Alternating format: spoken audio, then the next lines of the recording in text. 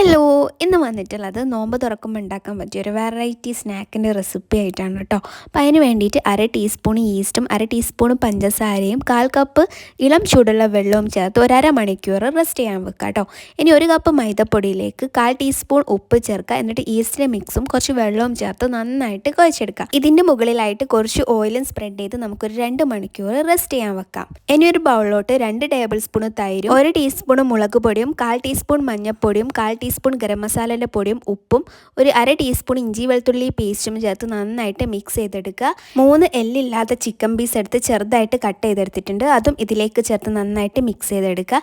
ഇനി ഒരു പാത്രം എടുക്കുക, അതിലോട്ട് കുറച്ച് വെളിച്ചെണ്ണ ഒഴിച്ച് അതിൽ നമ്മളിതൊന്ന് പൊരിച്ചെടുക്കുക കേട്ടോ. പൊരിച്ചെടുത്തിട്ട് നമുക്ക് ഇത് മാറ്റി വെക്കാം. ഇനി നമ്മൾ 2 മണിക്കൂർ കഴിഞ്ഞതിന് ശേഷം മാവൊക്കെ നന്നായിട്ട് പൊങ്ങിയിട്ടുണ്ട്.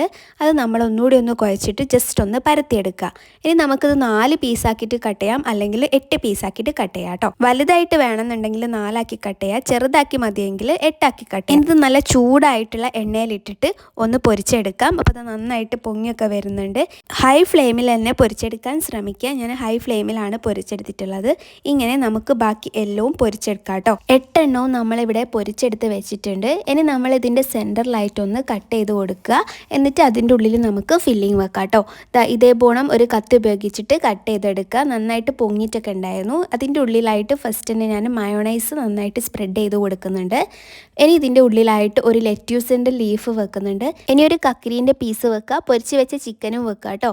ഇങ്ങനെ നമുക്ക് എല്ലവും ചെയ്തെടുക്കാം. അപ്പോൾ വളരെ ഈസി ആയിട്ടുള്ള അടിപൊളിയായിട്ടുള്ള ഒരു റെസിപ്പിയാണ്. എല്ലാവരും ഒന്ന് ട്രൈ ചെയ്ത് നോക്കുക. സോസിൻ്റെ കൂടെ കഴിക്കുമ്പം അടിപൊളി ടേസ്റ്റാണ് കേട്ടോ.